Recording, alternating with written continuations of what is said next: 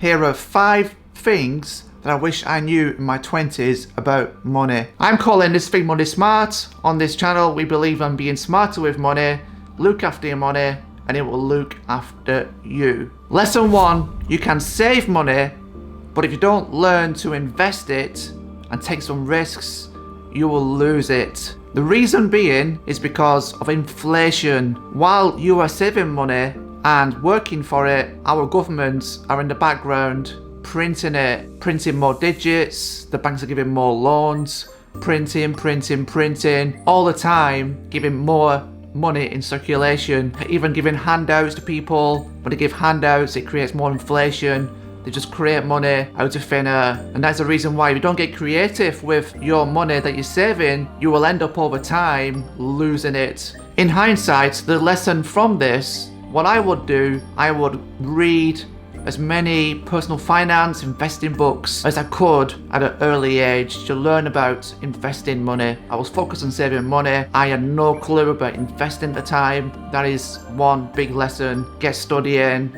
watching videos on investing, educate yourself because it's very important. Just keeping money in the safety of a bank will lose it over time.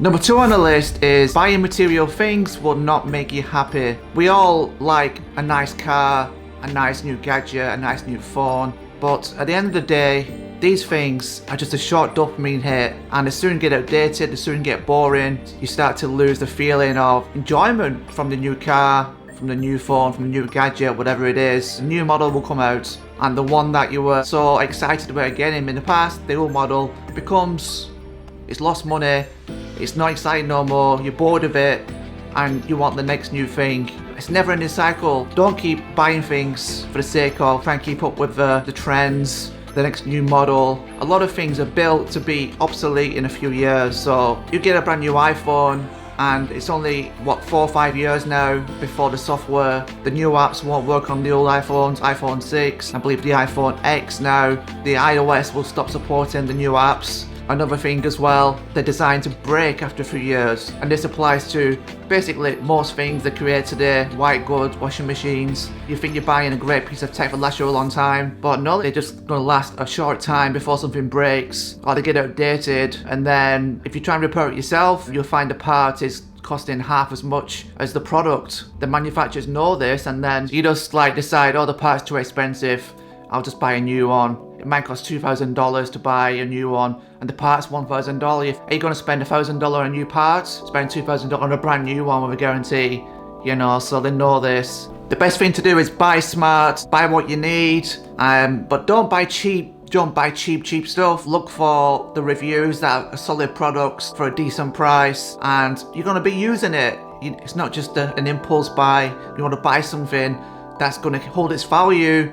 It's good quality, it's not too cheap. If you stop using it, you're able to get a good price by selling it secondhand on eBay, something like that, and get some good amount of money back because you bought quality, you've not bought the cheapest. Look for the value in the money you're spending. You want the best possible value for the quality of product, so it's worth spending a bit more quality. Number 3 on the list is buying some gold. I was told that from a friend, buy some gold in my 20s, and of course gold were a lot cheaper then. The reason I say buy gold, it's pretty good at keeping up with inflation. If you do a bit of gold stacking, buy a coin here and there and just keep it, you'll find these gold coins will kind of be worth more over time. You buy a new iPhone, you don't need a new phone, you buy an expensive car, you don't need, why not just buy some gold instead?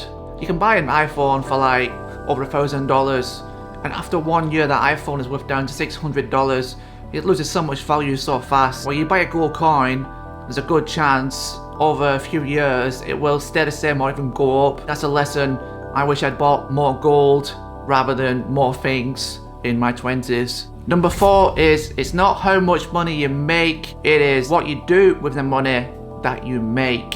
There is plenty of people out there, they're on very, very good wages, very, very good salaries. You get athletes, footballers, earning millions of pounds per year, millions of dollars per year, yet they're struggling to make ends meet. They go bankrupt sometimes because of bad money management. They're not thinking smart with the money, or to get used to the money, to get used to the lifestyle. When the time comes when they don't get as much money, They struggle to adapt. They want to keep the lifestyle forever. The money habits cannot support it.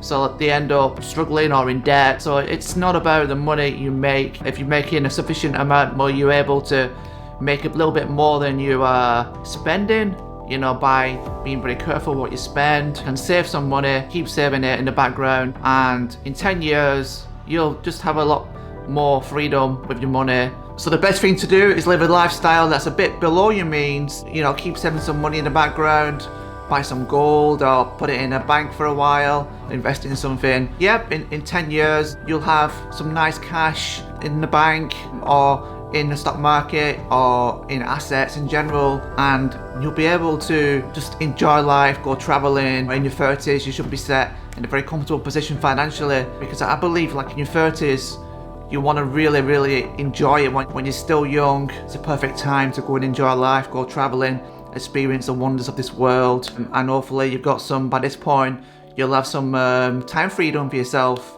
to be able to say no to things you don't want to do. Number 5 is a mindset tip. I've always said to myself, don't let money burn a hole in your pocket. There's a lot of people come into a bit of cash, whether it's inheritance or they get a good wage. Instantly they get a head rush. The money is burning a hole in the pocket. When they get more money than they used to, they cannot keep cool. You know, they're always thinking about this money. How can I spend it? What can I do with it?